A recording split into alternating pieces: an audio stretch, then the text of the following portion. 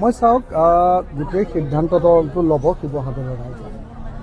যোৱাবাৰ মই জেলত থাকোঁতে শিৱসাগৰৰ ৰাইজে মোৰ পক্ষত সিদ্ধান্ত গ্ৰহণ কৰিছিল। যোৱা 5 বছৰ মই শিৱসাগৰৰ ৰাইজৰ লগত আছোঁ।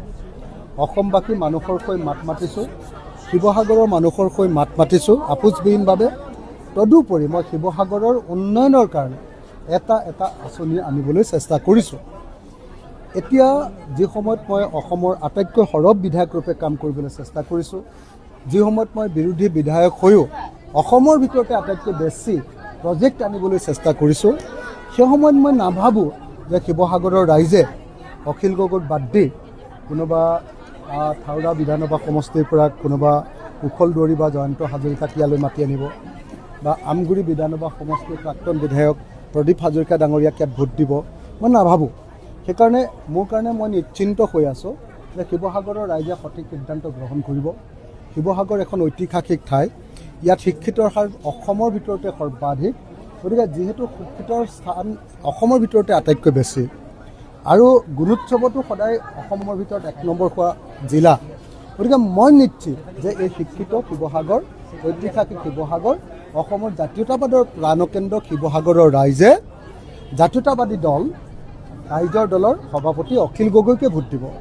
আজি অখিল গগৈ হিচাপত মই গোটেই অসমত বিখ্যাত, অসমৰ আটাইতকৈ সৰব সক্ৰিয় বিধায়ক ৰূপে। কুশল দুৱাৰী বিখ্যাত, অসমত আটাইতকৈ বেছি মানুহ হত্যা কৰা মানুহ হিচাপে। তো এতিয়া মানুহ হত্যা কৰা মানুহজনক শিৱসাগৰৰ মানুহে কেনেকৈ ভোট দিব কওক? এইটোতো ফেক্ট ন, আচল সত্য ন। যিটো আচল সত্য, সেই সত্যটোক লুকুৱাই থৈ কোনেওতো এতিয়া ফেব্ৰিকেশ্যন লগাব নোৱাৰোঁ, ওপৰতটো ৰং দি কেতিয়াও ৰাখিব নোৱাৰোঁ।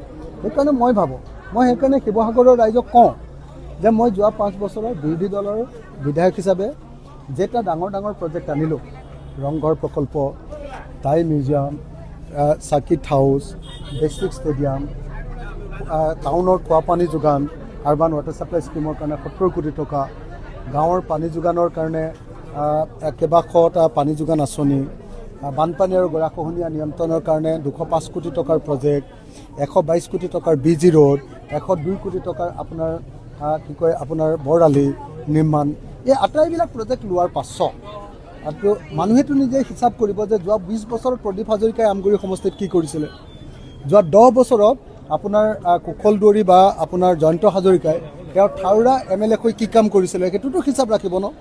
গতিকে মই ভাবোঁ যে শিৱসাগৰত ডেফিনেটলি এবাৰ ৰাইজৰ দলৰ সভাপতি হিচাপে মই জয়ী হ'ম।